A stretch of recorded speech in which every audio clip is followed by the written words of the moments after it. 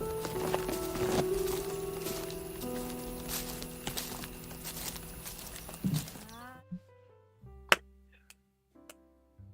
welcome, ladies and gentlemen, back to the Valley of the Judged. I am your one and only gaming monk, better known as Mildra, and with me, I have two of my good brothers and sisters. We have the man behind the Wanderer's Library and the man who does see the unseen evil, good brother Sig. Was a good mod. I highly advise anyone with the latest version of GT Doom to play it. And our resident goblin dragon who may or may not be buried under cats. Good sister Tabby. Not entirely. Just kind of, I'm here. Just mostly. Well, Aratani just left, so. You see, your friend here is only mostly dead.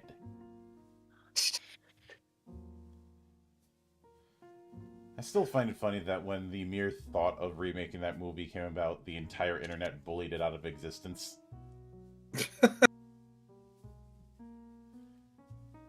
But because you can't beat the classics.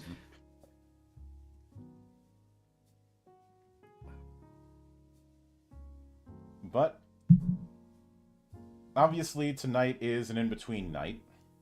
After finishing up the banger that is Draw Steel, and when the Crack the Sun materials start coming out, I feel like a couple of the entries there we will be revisiting. Oh yeah, for sure. Like, obviously not the modules, because I don't cover modules on this series. But things like the new class, that'll be covered, and possibly some of the new races will also be covered. Yeah, one of them looked pretty cool, actually. Yeah. The Encounters book, that won't be covered, because I wouldn't have a whole lot to say. Wouldn't be much to say on it, it's just a list of encounters. Yeah, it's a setup of plug-and-play encounters you can put in, which is certainly appreciated. It's just not something I can really dissect. Right. But we are back here with what's going to be a lengthier one shot, which is the reason why I'm not doing the two shot that I've done in the past. And that is Path of the Aram Thyr, a progression fantasy TTRPG by our good friend Alex T of Black Oath Entertainment. Now, some of you who are more canny when it comes to the history of this channel will recognize that name, since I've interviewed him many times, including on this game. Gallant Knight Games. Mm-hmm. I recognize that. Yep, I interviewed him on this game during its crowdfund way back in March of 2024. Very nice. And this will be the first time I've had a Black Oath project on the Valley of the Judged since Sacrifice. The Sacrifice, Incense, and Iron we covered on August of 2022. And as I've stated in the past, Sacrifice is probably the closest thing anyone's gotten to getting Berserk right in tabletop form. Looking ahead, I see, the artwork's absolutely gorgeous. Mm-hmm. But yeah, if I were to make a parallel when it comes to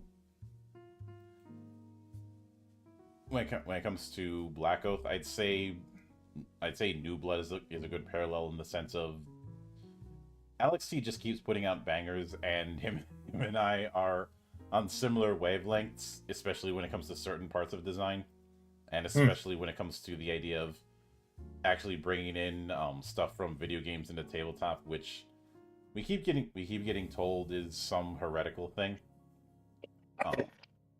I do it all the time in my own games. Just ask Tab. It's one of those weird hills that some parts of the old school movement seem fit to die on. And Which is kind of sad because there's a lot to go off of just from video games alone. It doesn't have to be just old literature. well, even beyond that, this idea of what you're supposed to and what you're not supposed to draw from on an artistic endeavor is something I always find odd. Mm-hmm. I think it's also the reason why I keep referring to a lot of that part of the old school crowd a Ouroboros. And while some of his stuff is labeled as OSR, it barely is, and it's gotten less and less with time. Yeah, because OSR games tend to have a certain almost identical structure in most cases, at least from a lot of the stuff in my own library I've read. That's the reason I've only, when it comes to old school or retro clones, there's only a scant handful I've covered because a lot of them are a little too similar. I know that there are differences between, say, Dungeon Crawl Classics and Swords and Wizardry and the like. Mm-hmm. But those differences aren't enough for me to make a full video on them. Right. Now, moving right along. Path of the Aram Thyr is described as a progressive fantasy. And I guess you could draw some parallels between the I suppose one example would be the Knights Radiant in Stormlight Archive, but also a lot of characters that you see in shonen battle manga and some characters you see in wuxia. I bring up the Knights Radiant because it is focused on this particular order of individuals. Now, the book is about 133 pages, though it doesn't feel as big. Honestly, even with this PDF, it doesn't even seem that dense. And it is using a roll high D20, but if you approach this thinking that you're going to do something D&D like, you're going to be in for a very rude awakening. Hmm. So, first off, what is Path of the Aram Thyr? It is a game based on the D20 system, which means it's compatible with most retro clones and published material. In Path of the Aram Thyr, you play as one of the titular Aram Thyr, a warrior in their path towards perfection in the art of war, exploring strange lands and dealing with unimaginably powerful foes and beasts. As an Aram Thyr, you have mastered everything they taught you in your homeland of Aornic Jin. You thought yourself a master, and few could really stand to face you. But then, the mist that made travel outside of Aornic Jin impossible suddenly vanished, and a new land opened to those brave enough to traverse the Sea of Shards. Upon arriving on the shores of a place the locals call Aestran, you quickly discover that you are far from the master you once thought you were. A new world of power and improvement opened before you and set you on your path. I already dig it. Mm-hmm. So, then we go into what progression fantasy is. This term refers to a subgenre of fiction that emphasizes characters becoming more powerful and skilled as time goes on. These are tales where characters frequently train to learn new skills, look for ways to hone their current abilities, assess the abilities of rivals, and rise to greater heights of dominance. Anyone familiar with Shansha stories, or manga such as Naruto or Dragon Ball will immediately recognize similar ideas within the pages of this book. Aside from the works mentioned, Path of the Aram Thyr is strongly influenced by Will Wright's Cradle book series, another example of progression fantasy.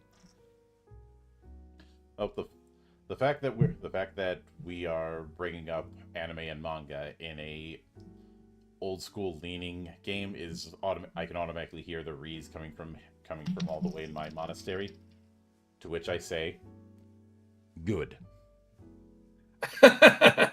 Let's the hate flow through you. As I often say here, down here, salt is a way of life. So then going into how things play, obviously we're using a d20 versus a target number you're trying to aim high. Advantage and disadvantage works the way you think it does. Mm-hmm. You roll a 1, that's a crit fail. You roll a 20, that's a crit success.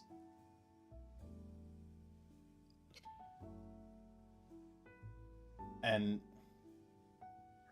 then when it comes, and that's the, like I said, a lot of this is going to be familiar, so there's going to be some skimming that we do. Of course. But the first thing you do when it's doing character creation is the good old roll 3d6. Roll that 6 times and assign each result. And it's the standard 6 ability scores. So one might say, "Isn't this just D&D?" I'm like, we're getting there. We're getting there. Not exactly. Mm-hmm. As a Aram Thyr freshly arrived, your spirit starts at a wood stage. We'll get to what that is in a bit. You also determine your technique type affinity and your kin gift, as well as your path, which is going to determine the type of aura you choose, so choose wisely. You also start with 3d20 silver pieces to spend on gear. And of course your finishing touches, which is just the bringing the character to life kind of stuff. But then we get to abilities proper. So you have your ability score and your modifier, and this is using the more old school approach where it's capping out at +3 or -3. I can deal with that. Mm-hmm. Kind of avoids power creep. Yeah. And obviously these 6 ability scores are going to be ranging from -3 to +3. And then you have your skills.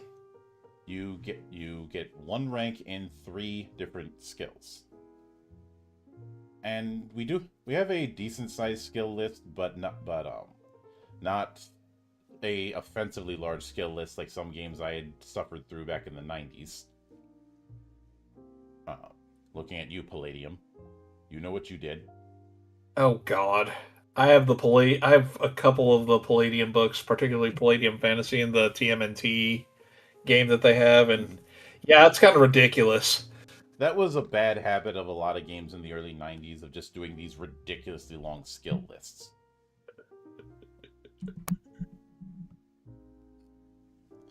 But so the skills that we have are acrobatics, animal handling, athletics, culture, deception, insight, investigation, manipulation, medicine, nature, perception, performance, sacred scripture, sleight of hand, spiritual lore, stealth, survival, and Weishan control.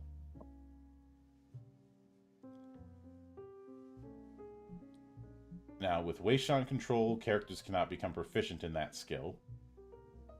That is a different thing. Speaking of which, then we have Weishan affinity. But before we get to Weishan affinity, I want to do one small test, because I think we're all familiar with the God stat problem that happens with dexterity. Mm-hmm. So I'm going to load up the character sheet, which is a beautiful character sheet, I might note.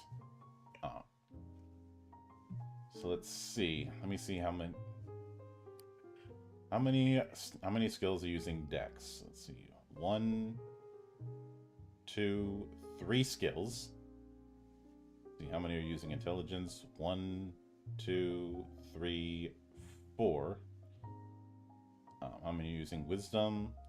1, 2, 3, 4, 5, 6. Excuse me. See, none of them are using Constitution. and charisma 1, 2, 3. Yep, just 3 of them. So when it comes to skills, we don't have a case where where a certain skill is dominant over the rest.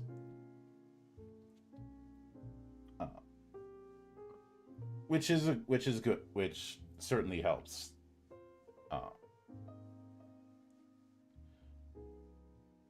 Now, getting back to it, then we have the Weishan affinity. Most people are born with a natural affinity to one of the 4 different types of Weishan, or techniques. Roll on the affinity table to determine your character's affinity, or lack thereof.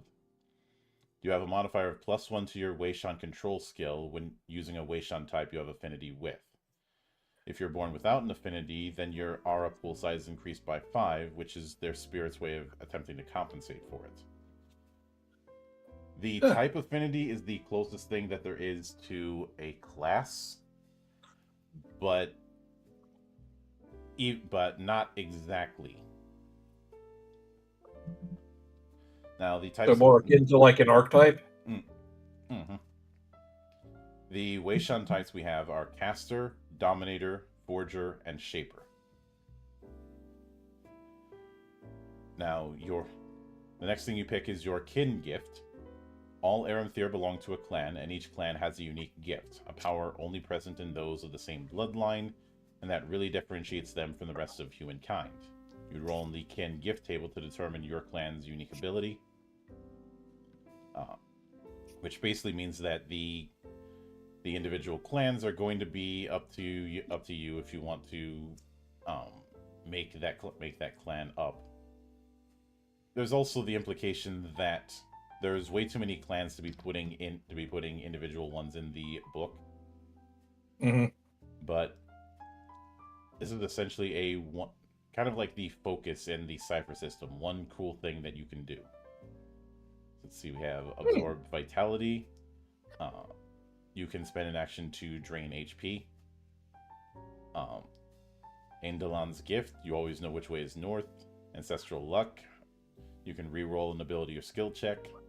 Aura hands. It's basically mage hand. Let's see, Ash Shroud lets you create a cloud of ash surrounding you. Crystal armor lets you summon a suit of crystalline green armor that absorbs all damage from a single source. Dragon. So it doesn't absorb lightning damage.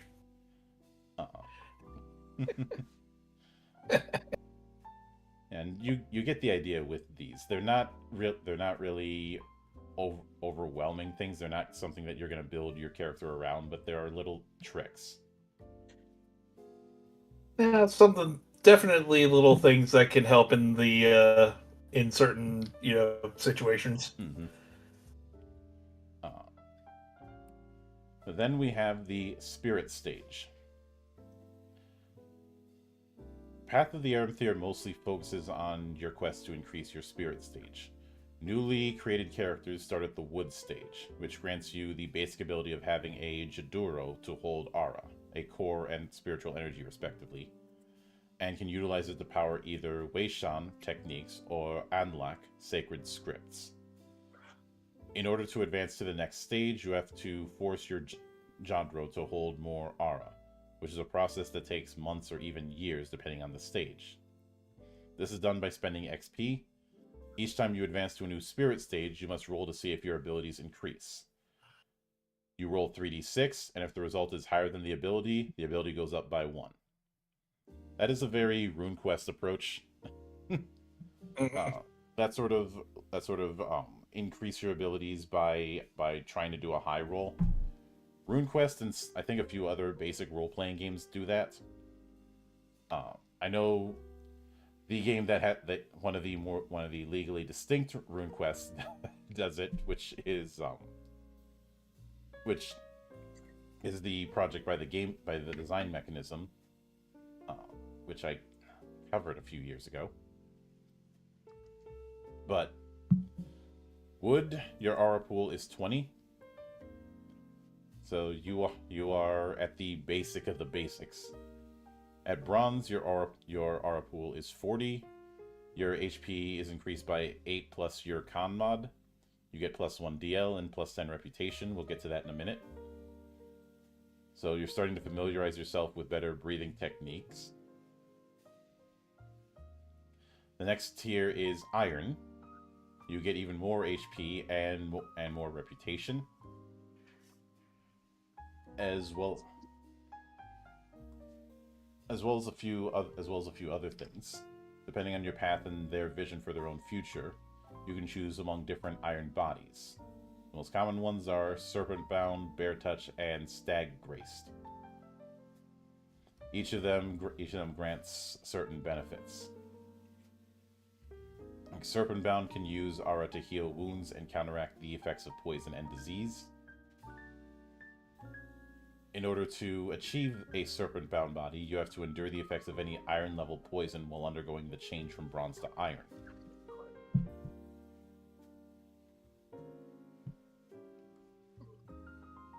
And when reaching iron, you are healed automatically of any wounds, injuries, and diseases, becoming completely renewed. And iron also has an aura pool of 80. Then at silver, your aura pool is at 150. You get even more HP. You get a +1 to Weishan control and more reputation. People at silver can see the spirit world at will. Then you have gold. Your aura is 250. You get more HP, +1 to DL, and more reputation. Gold are the stuff of legends.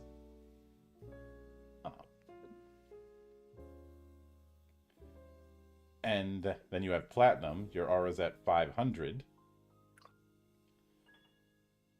It's described as your powers are so vast they can easily wipe out entire armies without breaking a sweat. And then diamond, where it's at 1000. This is the pinnacle of an Aram Thyr's power. Diamond beings are usually removed from mundane problems, affecting the continent on a large scale and playing a power game beyond what any Aram Thyr can imagine.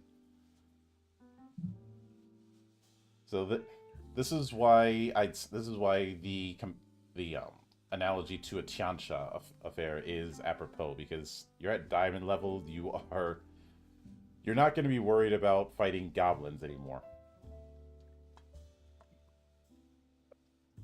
In fact, if you're just at that level, if you're just walking around and you happen to come across a goblin cave, the goblins might off themselves as a courtesy. I mean, after all, the only thing they fear is you. I mean, they might actually just say, hey, I will worship you or something like that and fight for you instead. But then you have the choice of path. We kind of hinted at this with the random archetypes before. Now, the 4 Weishan types, as mentioned before, are Shaper, which project aura outwards to create objects and constructs. Forger, which reinforce one's body and inner capabilities. Casters, which violently push aura outwards with force. And Dominator, which affects its target either by controlling it or altering it. Each Weishan is described as having a spirit stage requirement, but most can be adapted to any path and domain, with some of them being exclusive. When you make a new character, you pick one of the paths. This particular path is what you'll be following for the rest of your character's life and determines what aura domain they will have control over. This means you'll be restricted to Weishan from the same domain. And the following list of paths isn't exhaustive, as there's an almost infinite amount of paths. Each one has a core Weishan. This represents the essence of the path, and can be made stronger as you go into further spirit stages. For each spirit stage higher than Wood, you can choose to pay the activation cost once again to augment a core Weishan's effect. This means that someone utilizing, for example, the Sudden Dawn Weishan from Path of Celestial Fury at Bronze Stage can pay 8 aura, since the base cost is 4, to increase the duration by 2 turns, and at Iron Stage they can pay 12 to increase the duration to 3 turns, and so on. When a Weishan has 2 or more variables that can be increased, the character can only choose 1 to increase per spirit stage above wood. In the case of Weishan that have a maintenance cost, only the base aura cost must be increased. The per round cost remains the same. And Weishan marked with a down arrow require a Weishan control skill check. So these paths are akin to a kind of starting package specialization with the domain and then a Weishan dedicated to each of the 4 types.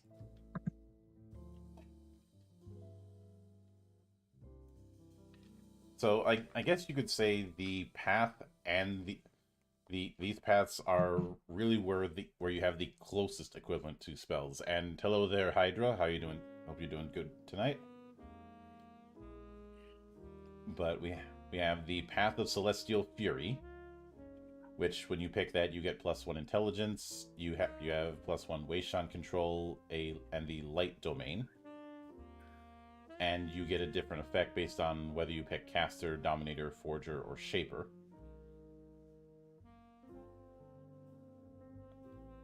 We have the Path of the Endless Blade. Whew, right up my alley right there. Yep.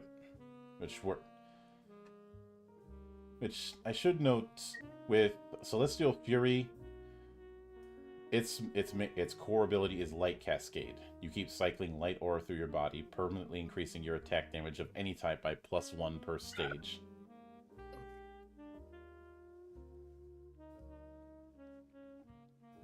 And on the other hand, Endless Blade, you get +1 to attack rolls when you're wielding a bladed weapon, and you get the effect Battle Forged. When wielding a bladed weapon, you gain D4 HP per spirit stage at the start of combat. So it's the swordsman's freaking HP recovery passive. Mm-hmm.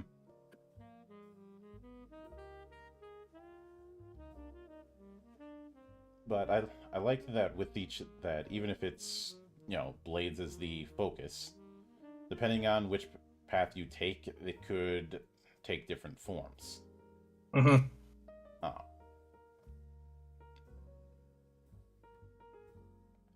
Then we have Everlasting Shadows, which gives you proficiency in stealth.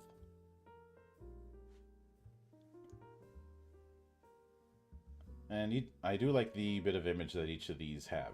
And we have the Path of Flaming Truth, for those who really, really like fire.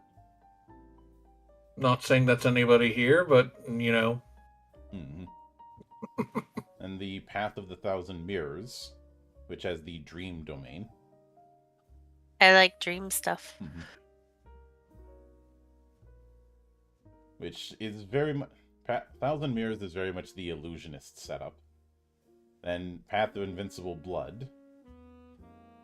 Blood Mage. Pretty much. That's actually one of my favorites from DFO. I don't know. I kind of dig the Path of the Rolling Boulder because of the fact that he can encase his arms in freaking stone, just punch the shit out of people. Yep. And then we have the Path of the Rushing Water.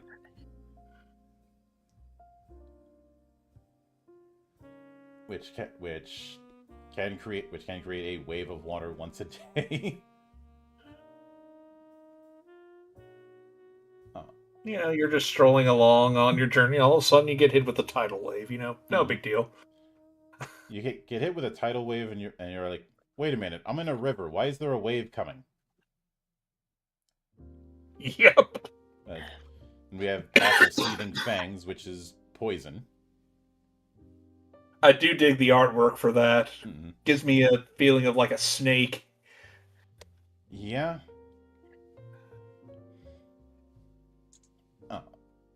And it can be in the form of a poison mist, which is basically which isn't too far removed from like Cloud Kill, or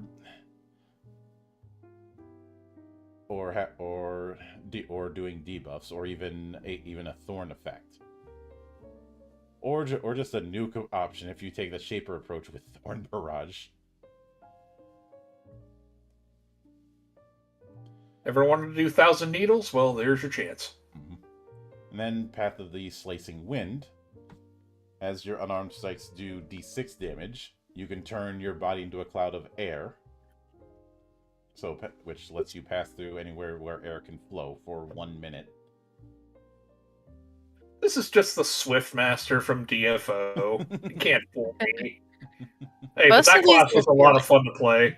I mean, most of these are feeling like the DFO class, the DFO mages, like in a lot of different ways. Mm-hmm. But now, when it comes to other details, if you're proficient in a skill, that means you've got advantage on checks with it. Your starting HP is 2d6 plus 6 plus your con.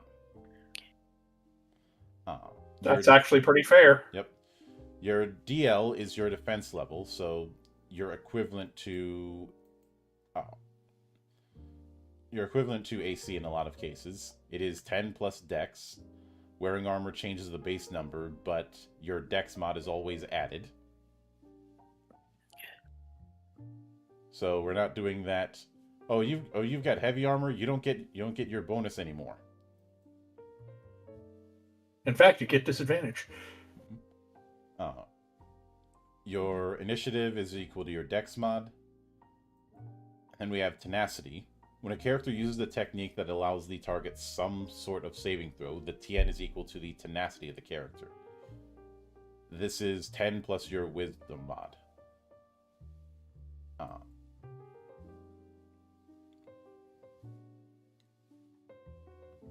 And when it comes to weapons and armor, proficiency works a bit differently. If you don't have the correct weapon proficiency, you have disadvantage when wielding it, while if you don't have the correct armor proficiency, you have disadvantage on all dexterity and athletics checks while wearing it.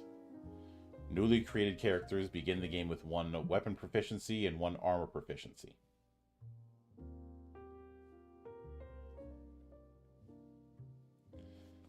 So that's certainly a nice call to make.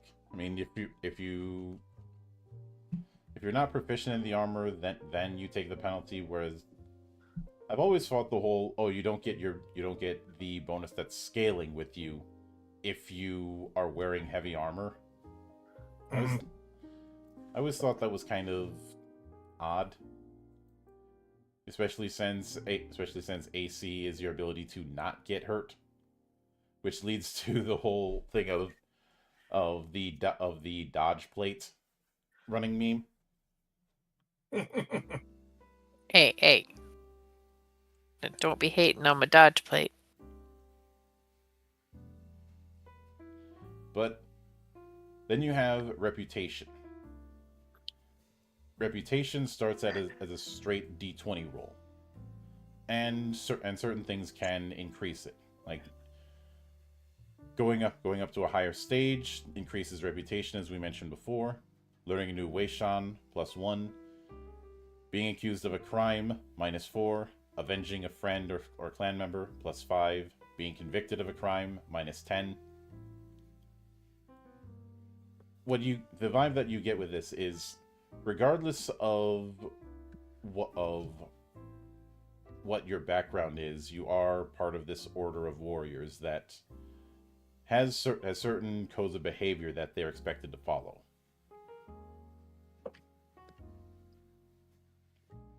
So none of that chaotic neutral bullshit. Most people that play chaotic neutral play it wrong anyway. Mm-hmm. But for every 20 points of reputation you have, you get +1 to any social interactions with NPCs. On the other hand, for every 10 points of negative reputation you have, you suffer -1 to all social interaction checks. When you reach 100 positive reputation, your name begins to be heard in popular songs and you're greeted as heroes everywhere. A character with 100 negative reputation is reviled everywhere you go, and you'll have trouble finding help in any civilized settlement. Only outlaws and thieves will welcome you. So Durfee in freaking Alona. Mm-hmm. XP is gained through exploring, defeating opponents, and general progress. The amount of XP earned depends on the threat's spirit stage. If it's a lower spirit stage, like 2 spirit stages lower, 0. 1 lower, 5. Same level, 10. 1 higher, 15. 2 higher, 20.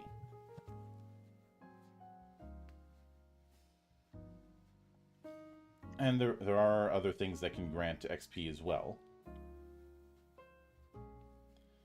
And each 100 XP, you increase your aura pool by 1 permanently. Each spirit stage has a requirement for the size of its aura pool. And certain herbs, fruits, and concoctions can increase that pool as well. So it's a case of once you have to reach that aura pool threshold in order to get to the next spirit stage.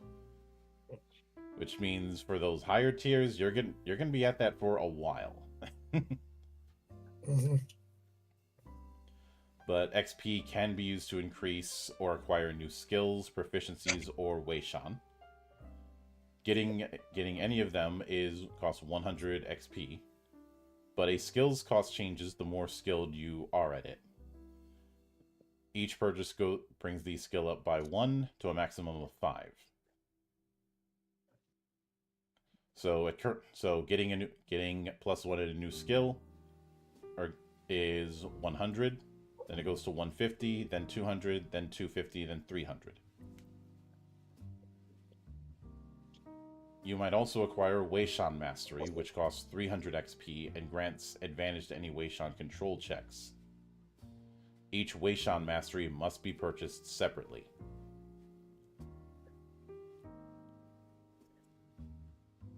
And after that, then you have the clan name and how the name is set up, along with a few examples for character names.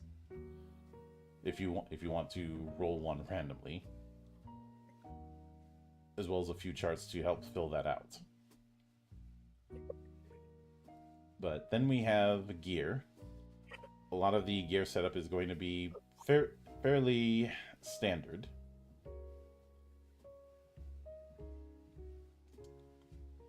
And it is using a slot kind of approach for encumbrance.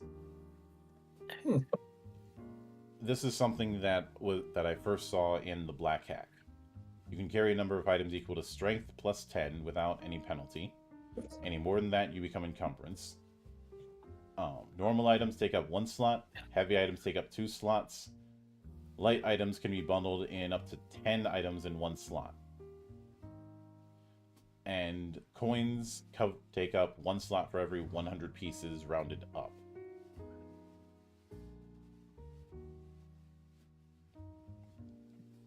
And it's assumed that you have them distributed among different bags and sacks, except for armor and weapons.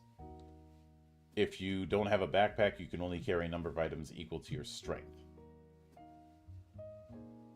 You also have the usage. We also have the usage die here, which again I first saw in the Black Hack. The usage die is used as a abstract way to track ammo or torches or things like that. When you get an item that uses that usage die, it begins as a D8. Each time you use the item, at the end of combat, when you use your bow and arrow, you need to check your arrows. You have to roll the usage die. If the result is 1 or 2, the die goes down 1 stage. If you purchase the item again, the die goes up 1 stage. That's pretty unique. So caps at D12 and minimum is D4. If you roll a 1 or 2 on a D4, well, you don't have the item anymore.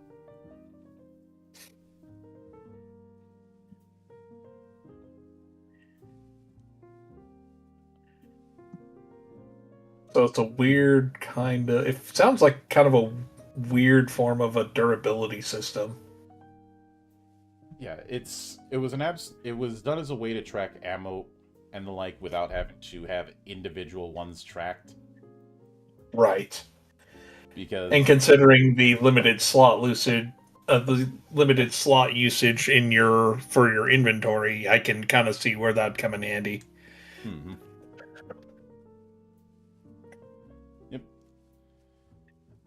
And personally, I enjoy it because I've never really enjoyed having to track individual bits of ammo and the like, and even more so if I'm playing a more action movie kind of game. Mm-hmm. Like, because you never have to reload in action movies. That's just a general rule. an approach I've often taken with more modern action kind of RPGs that I run is your ammo is infinite, but your clips are not. Actually, kind of dig that.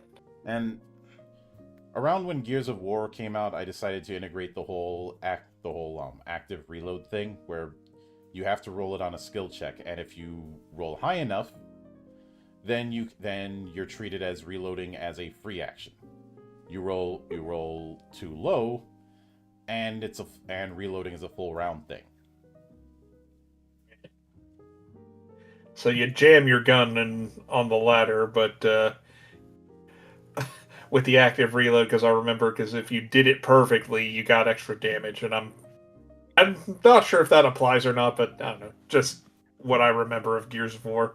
Yeah, the extra damage thing I considered, but it didn't quite work out the way I wanted it to. It ended up making those high rolls a little too useful. It's something that works that's better. fair. It's something that works fine in a video game, but doesn't quite work here. But then we have a decent list for melee weapons. I will say that versatile bringing the die size up one, I vastly prefer over a static bonus. Mm-hmm. Because at the end of the day, if you're using a hand and a half weapon and you're going with two hands, you are sacrificing defensive ability by not having a shield. Mm-hmm.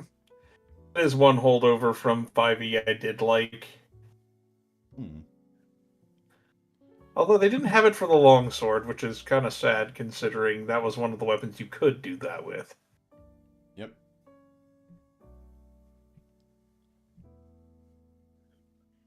And of course, we have a few ranged weapons as well. And when it comes to armor, armor has I feel like the approach here is the base amount of DL before you add in your dexterity, unless you don't have proficiency. Mm-hmm. And with heavy armor, with heavier armor, first off, it's a medium slot. Second off, you need a certain amount of strength in order to use it, but you still have disadvantage on stealth. The disadvantage on stealth I'm perfectly fine with because heavy armor is loud. Yeah, you're not going to be sneaking around in big fuck-off armor. Mm-hmm.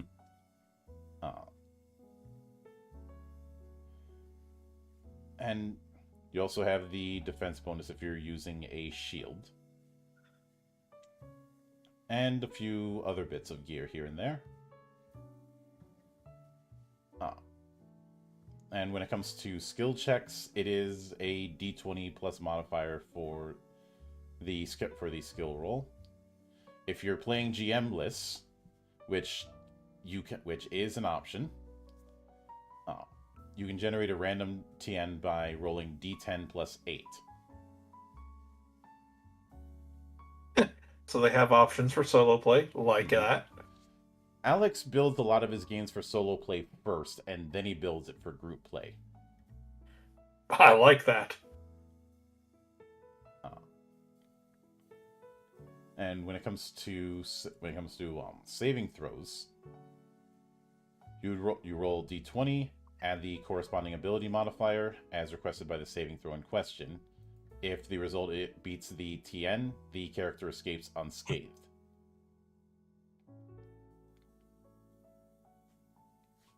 The saving throw is usually tied to an ability modifier.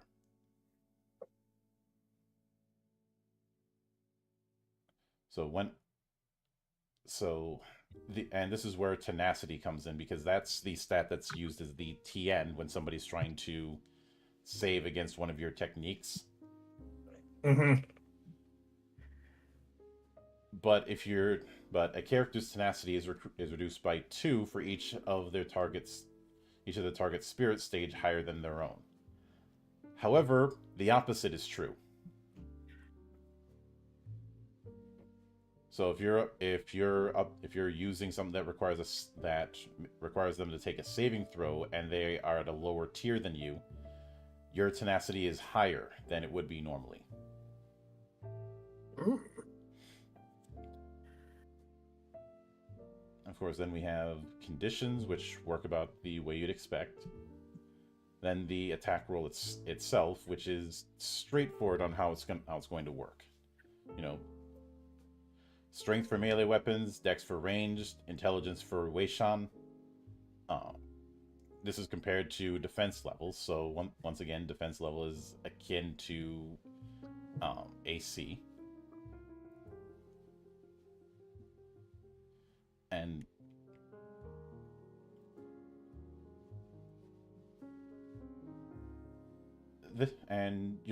there's also the matter of passive perception, which is 10 plus your wisdom. Initiative is d20 plus dex. Self-explanatory there.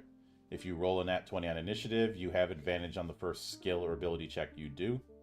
If you roll a natural 1 on initiative, you lose your turn. Whoops. Yep. As far as what you can do in combat, you can move up to your speed and perform 1 action. Those actions are standard attack, but we also have a few maneuvers.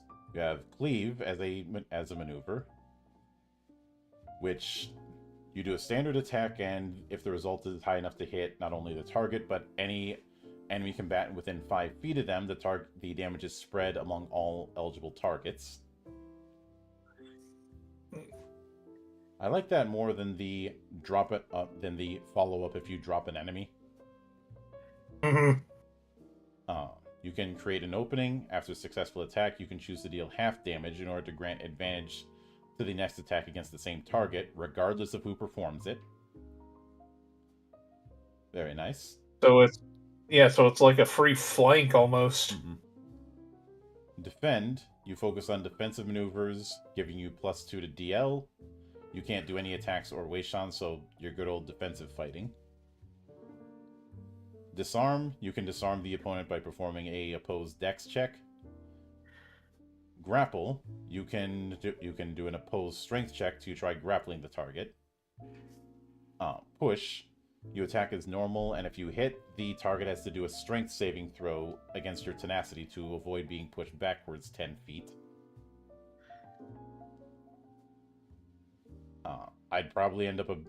With that kind of thing, I'd probably end up abusing wallbang rules again. Just not as badly as I did with Emberwind. With Taunt. So I was about to say, so you just keep abusing walls flat. I had a character who was playing, who was a monk once, who had a pair of brass knucks. Each finger part of it was essentially a ring of ram that he had melted into making these brass knuckles. Oh, goodness. So imagine 4 individual rings of ram going off at once. Oh, God.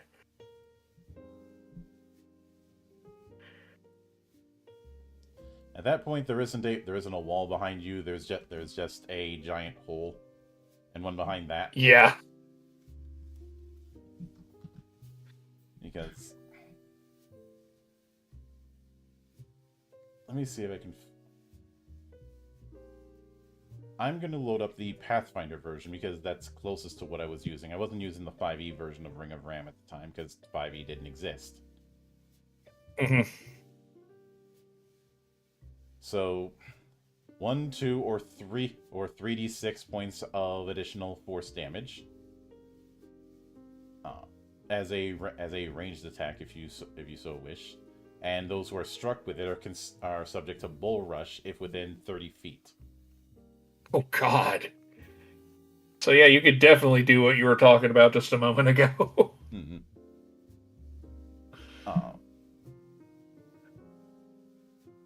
And of course, you can open doors with the Ring of Ram as if you had strength 25, or 27 or 29 if you use multiple charges.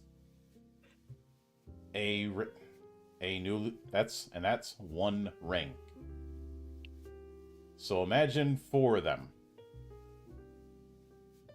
Yeah, you're gonna push people through some walls and then some. Mm-mm. And if the wall doesn't break, then the target will.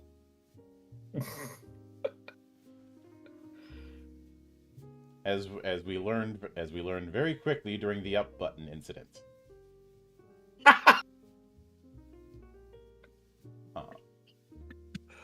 Or as anybody learns when watching one of those hydraulic press videos.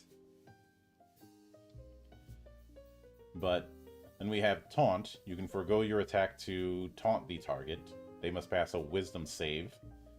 If they fail, they have disadvantage on all attacks against any target other than you. And So that's where Pokemon got it from. Yep. And trip.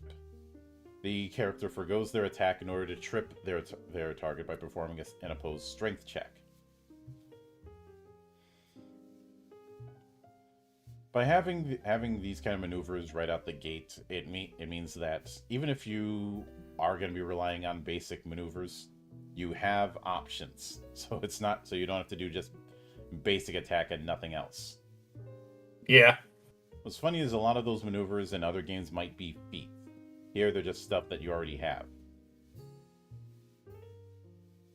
And of course, you can use your action to do a Weishan or disengage. Disengaging from melee is a dexterity ability check. If you fail, an opponent at melee can perform a free attack of opportunity.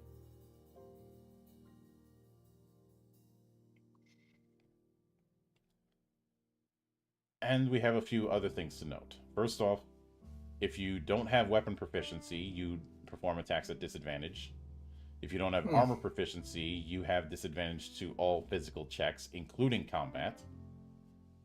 If you have dexterity 15 or higher, you can equip 2 one-handed weapons to perform a second attack per turn with disadvantage. Hey, dual wielding that isn't ass! Imagine the concept.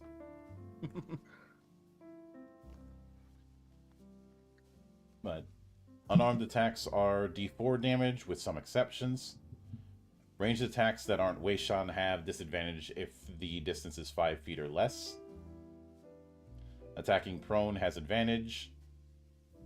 If they're resistant to a type of damage, it's half damage. If immune, no damage. If they're vulnerable, double damage. If you roll a nat 20, that's obviously a critical hit. But but you have to roll on the critical hit table to determine the result. And the result is based on the type of damage you are doing. So we essentially have a wound system instead of just doing double damage. Mm-hmm. So, it even has a sweep the leg. Yep. So we have one for And bludgeoning, one for slashing, one for piercing, and one for Weishan. And if you roll a 10 on these, the target dies. Yeah, I don't think anyone's surviving getting shot in the neck. Oh. I like Impaled too. The target receives triple damage instead of double. So you do have the possibility of double damage, and yeah, damage is also doubled in that. But you also have to roll on a wound table. The Weishan ones are interesting. Another one, it has to be made. Taking an arrow to the knee.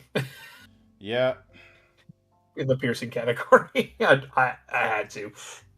I look at the slashing table, and at number 10, I immediately...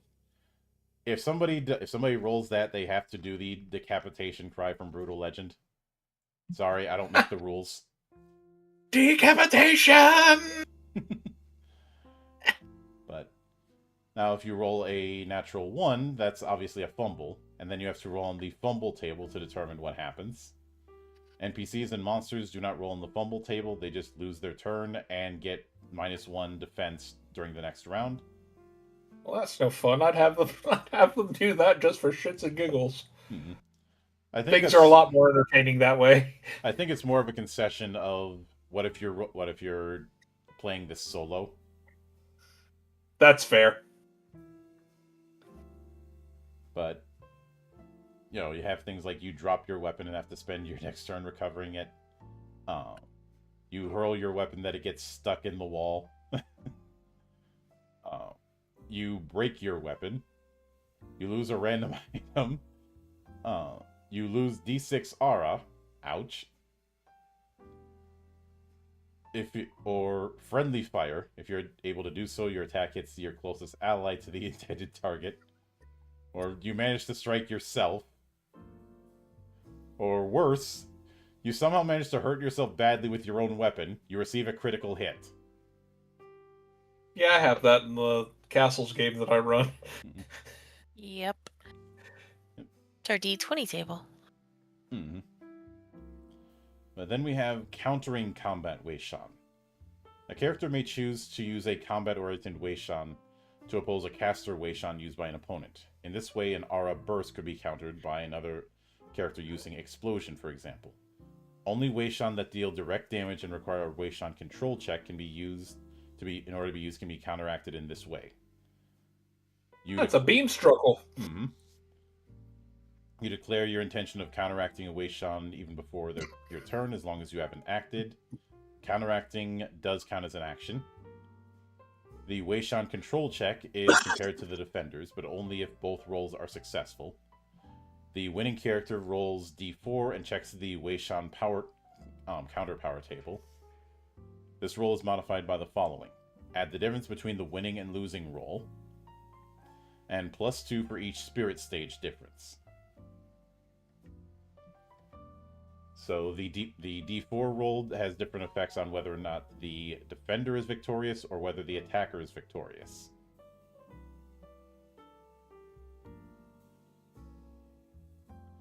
And even though it's D4 plus modifiers, it goes up to 10. It goes up to 10 plus, which, if the defender is victorious, the attacker's Weishan is reflected back at them, and the defender's Weishan goes through as well, and vice versa on the attacker victorious entry.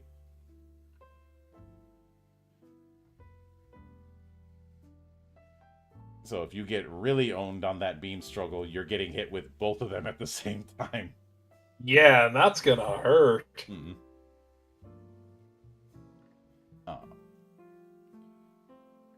We also have morale rules, which is pretty standard for throwback affairs.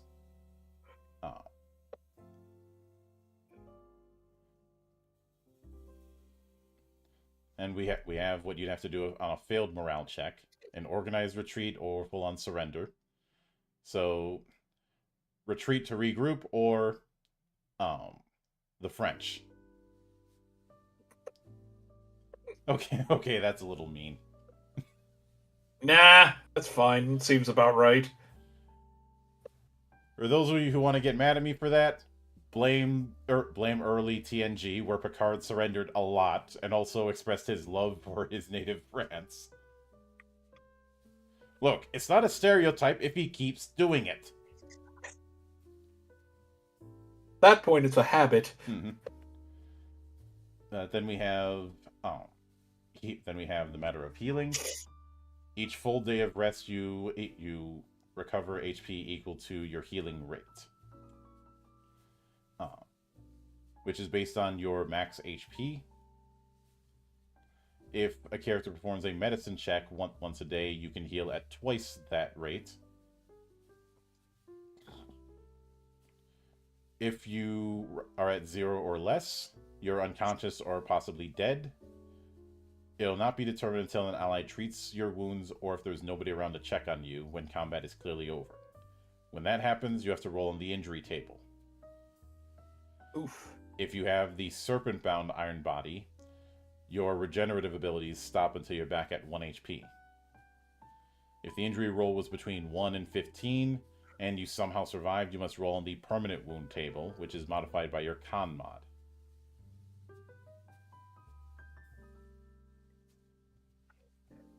But So even if you do manage to survive, you're going to have some evidence of of what you've done. Mm-hmm. So things that can modify the injury roll: +5 if you have exactly 0 HP, +5 if you were treated with medicine immediately after becoming unconscious, -5 if treated up to an hour later, -10 if treated up to a day later, and it's already modified by your Constitution mod. And the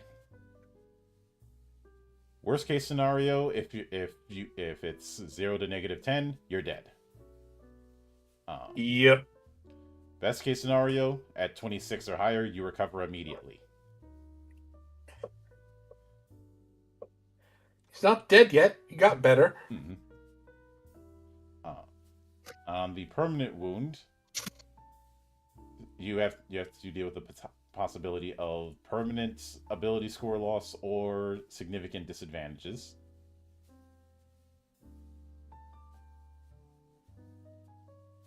And of course, we do have rules on fatigue. You have up to 6 levels of fatigue. You get to 6th level fatigue and you die. Then the rules on travel, which travel rules are pretty common in a lot of Black Oath projects. Mm-hmm. You can roll randomly for the weather. If someone did this where I in the place where the monastery is, it would just say cold, cold, very cold, cold, extremely cold, stay the hell inside. Which is why I always have to have my coat at your place.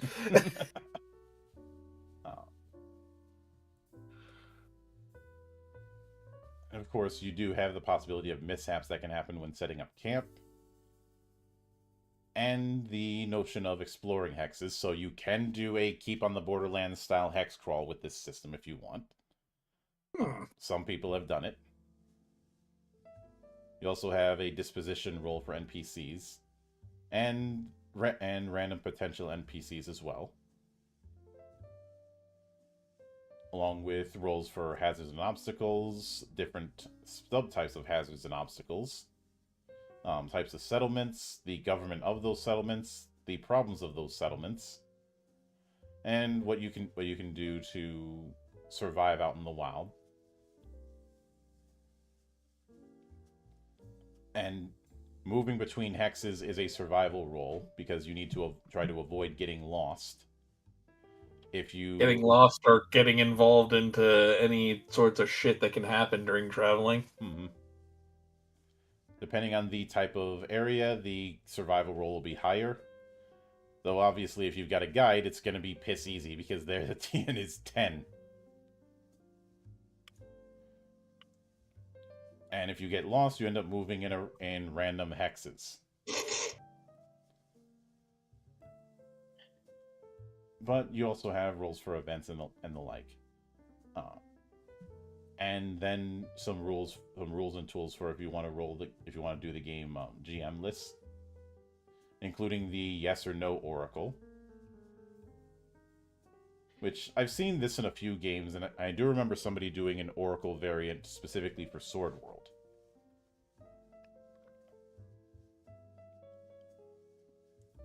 It's basically a way to have a kind of AI system in your dice rolls because you are either doing the game solo or you're doing the game with a group, but not a GM. Mm-hmm. This kind of thing is why when I did that definition of what an RPG is, you'll notice I never wrote that that a GM is needed for a TTRPG. Oh yeah.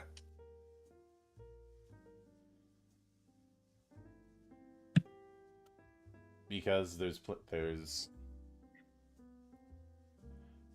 plenty of games that don't. In fact, I covered one very early on. One that apparently was used as the tutorial for its page on Tabletop Simulator's Steam Workshop. That Really game used being Tabletop Simulator yet. that game being Mystic Empyrean, which has a spot on Tabletop Simulator, and there was a tutorial video on it. I'm like, wait a minute, that's my video from 10 years ago.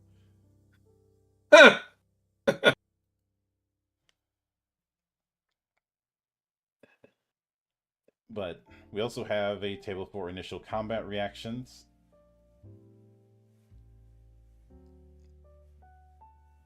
And then the powers of the Aram Thyr. First being Aura, or which because of how it's spelled, some people are doing the Ara joke. Yeah. But what we essentially have here is a mixture of elemental mana and chi.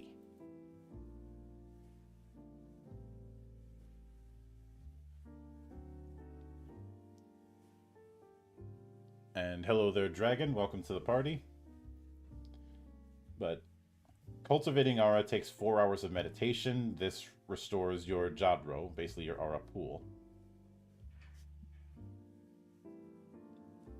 And in the case of extreme necessity, i.e. combat, you can use your past unique breathing method to replenish some aura. You have to make a wisdom ability check with a TN of 12 in order to recover 1/4 of your total pool. This action takes up your whole turn and can only be done once a day. In the case of failure, it can be attempted as many times as necessary. Now, the aura domains are a lot of elemental ones, but also some things that aren't exactly elements. So we have air, blades, blood, darkness, death, dream, earth, fire, life, light, poison, and water. And each one of the paths that we saw earlier is associated with a different domain. Now, when it comes to transferring aura, you can do this with another Aram Thyr. This counts as an action and requires that the Aram Thyr making the transfer is able to touch the receiver. Only the same type can be transferred, so the donor and receiver must hold the same type of domain in their Jadro. You cannot hold more aura than you normally could.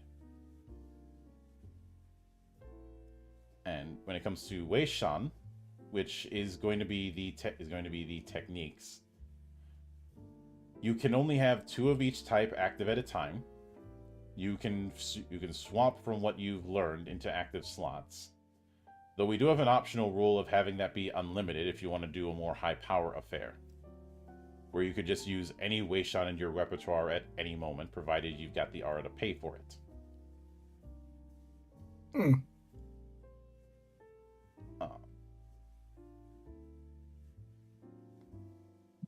And you can also vary the active Weishan. This means that the total amount of Weishan that you can have is equal to 8 plus your intelligence mod, chosen by the player. So if you have intelligence 16, you have 8. You have a total of 10 active Weishan. This of course ignores the 2 per type restriction.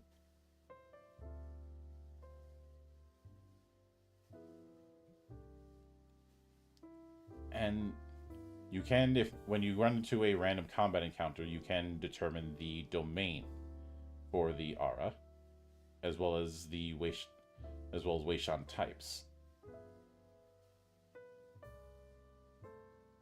But in addition to the abilities that you saw on the path, these particular Weishans are tied to each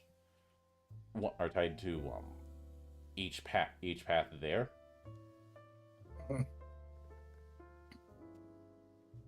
So we have a set specifically for each tier for example, caster here. And as you go up the spirit stages, there's more options to go with. So you're getting abilities that use aura from two sources. You have the more general ones, and then you have the more specific domain ones. And there's quite a few of them, as we can see. And it goes all the way up to iron, because everything past that is a case of the stuff of myth and legend. Hmm. Uh, but we also have the notion of druidic Weishan.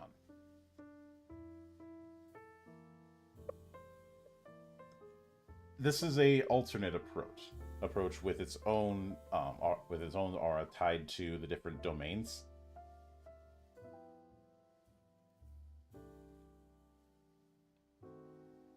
And then further on we have Anlak. Although Weishan are what one traditionally associates with power and control over the physical world, it's not the only tool in the arsenal. The most subtle yet striking of which are Anlak. Some say these are a way of tapping into the same fundamental forces that govern Weishan, but using a sacred alphabet to do so. By writing certain glyphs and charging them with aura, a person can create powerful wards and other effects, or even manifest powers that would generally not be within their capabilities. A skilled sacred scribe, given enough time and preparation, can face foes many times more powerful than they normally would be able to. In order to create So rune magic. Yep. In order to create In an a sense. Amalek, you need the knowledge to manifest what the scribe wants, the necessary skill to weave the power and draw the glyphs correctly, and a spirit essence to power the creation of it.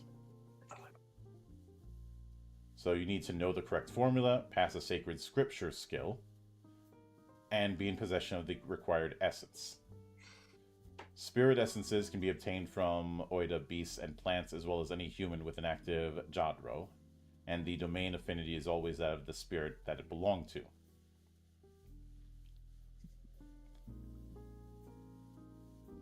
And of course you can buy spirit essences or sell them for about 5 silver.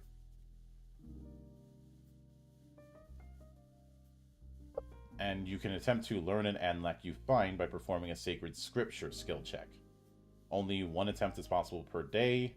You can also be taunted by other characters or NPCs. And we've got about 20 potential Anlaks, and a lot of these are nowhere. I don't think they'd be as powerful as full-on Weishan. These would be the equivalent of certain rituals or cantrips. Mm-hmm. Things like contain water is definitely a kind of cantrip approach, and the fact that you require certain spirit essences in order to use it instead of as well as spending aura, I'm somewhat reminded of what I did with item synthesis. Mm. Although you only have to spend aura for the reactivation cost, it appears, but you still need the appropriate essences for the effect, and of course you need to know what you're doing. But after that is a bit of a thing on the setting, including a very nice hex map that I wish I had as a separate file, as well as things like a job board, and the kind of combat encounters one might go with.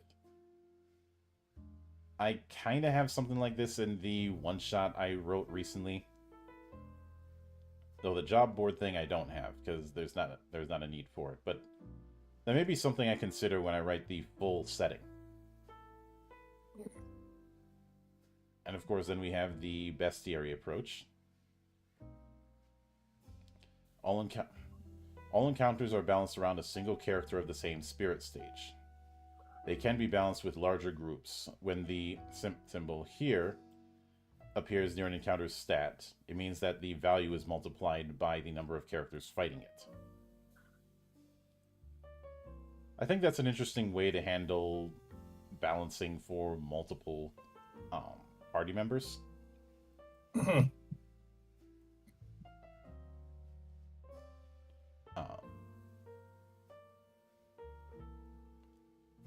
But of course, then we have the bestiary proper. And I do like that there's different modifiers for them for the wood, bronze, and iron stage. Instead of having it that you have to be facing this monster at a set level, so even this project is doing the same thing I was doing. I mean, not at the same tier because it's only going up to iron. But when you're dealing with beasts past iron, why would you be fighting just beasts? You've got bigger things you're fighting, and some of them don't even go that high. Others, well, you shouldn't be fighting them if you're lower than iron. For example, the Sabertooth here, which only has stats for iron stage. I feel like that's them saying, if you're at wood stage, why are you should not be fighting this thing unless you want to get your ass kicked. Mm-hmm. But after that, we have the character sheet proper. I like how straightforward it is. A lot of the character sheets that LXT has are in this kind of format. I would be remiss if I didn't point out that there's a bit of an artifact with the AC part. There's no AC in this game. It's DL. And it's kind of the same thing with what Elflair did with Night Shift and the rest of the Ogres trilogy, where they had AC as an artifact of their actual thing, which I think is just defense value DV. Mm-hmm. Yep. It's just small shit like that you can overlook, and I can forgive that. Yeah, but with all that said, that more or less covers everything in Path of the Aram Thyr. So, before I get to my thoughts, what did you guys think of it? I actually really enjoy it. I've never really used text stuff before, but hey, it's something I'm always open to trying. Mm-hmm. I like how it doesn't really have levels per se. I guess more levels of power, and you can always get stronger. Mm-hmm. Until, of course, you reach legend status, and then there's nowhere to go but down. But, how often is that going to happen? Pretty much.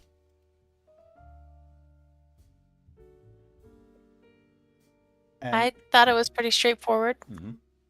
And I kind of liked there wasn't a whole lot of, it was just, I mean, overall, I thought I liked it from what I read, and it sounds like something fun. Mm-hmm. Yeah, for me personally, I look at this as first off another certified classic out of Black Oath, but also the fact that within what we've got here, it is very much dedicated to its theme. And when I was drawing parallels, I think one that I may have done in the interview, I'm not going to state if it was the case because that was over a year ago, is the Kai Lords in Lone Wolf.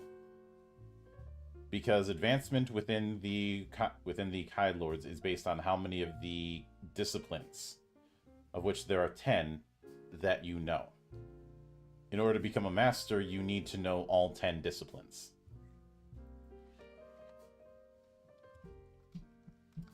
And the Kai Lords I best describe as a mix between Ranger and Psychic.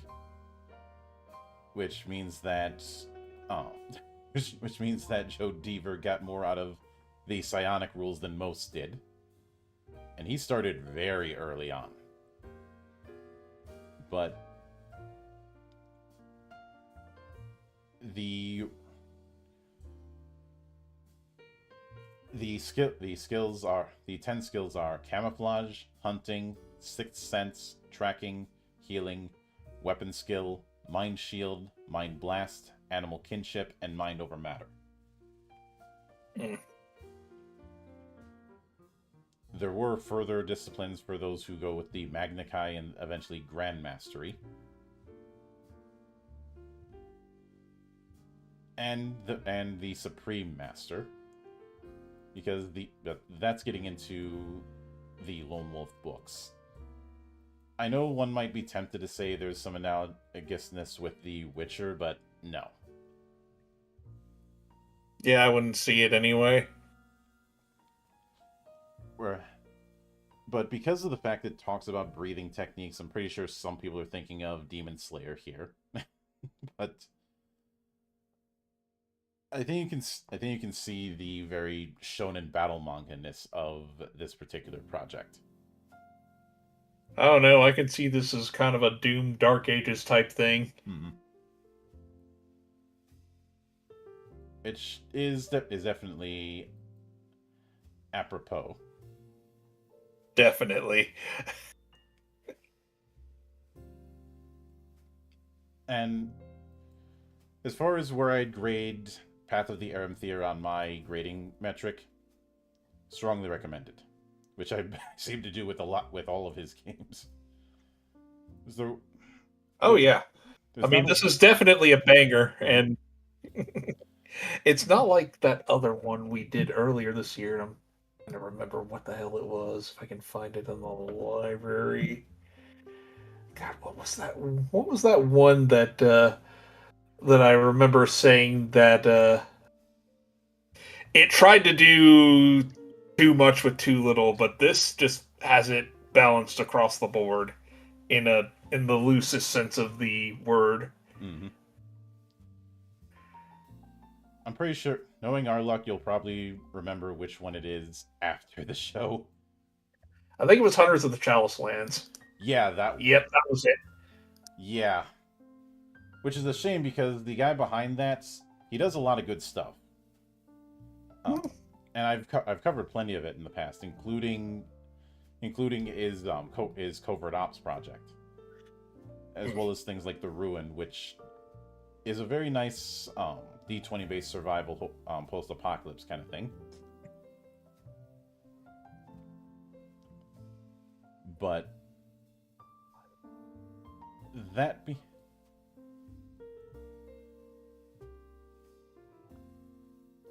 being said, that is going to wrap it up for this particular episode. We will be back hopefully in about a week's time, delving into the next full season for the Valley of the Judged. At least the Friday edition, I will note, and that is going to be Magic Punk. I'm excited for this one. And given some of the comments from certain people on TG, one of which I highlighted in a tweet, I'm gonna have some things to say about how people still have a very wrong attitude regarding cyberpunk. Or let me rephrase that: a very limited view of what cyberpunk is. And yes, I am gonna have to bring up the time I got yelled at and got thrown off of a writing forum because of my takes. Yeah. Not the last time. I pretty much have a list of Jericho in that regard. But oh goodness, stay tuned for that, as well as some of the other stuff, because just because we're closing out the year doesn't mean I'm letting my foot off the gas. So until then, on behalf of the good brothers present and not present, my name is Mildra. I am your gaming monk. Stay fucking frosty, everybody. see you on the trail. Take care.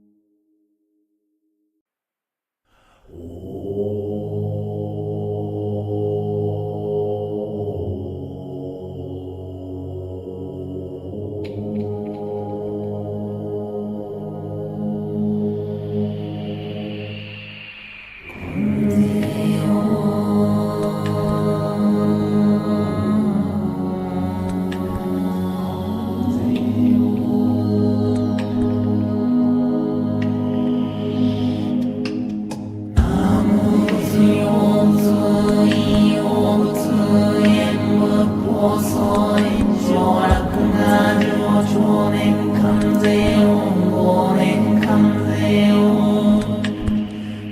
念就心啼。